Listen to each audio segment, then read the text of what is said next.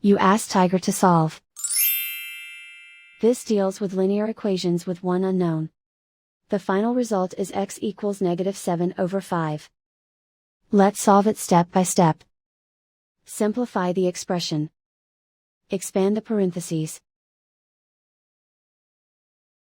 Simplify the arithmetic. Group like terms. Combine like terms. Group all constants on the right side of the equation. Subtract 12 from both sides. Simplify the arithmetic.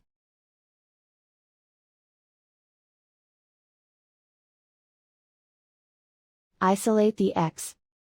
Divide both sides by 5. Simplify the fraction.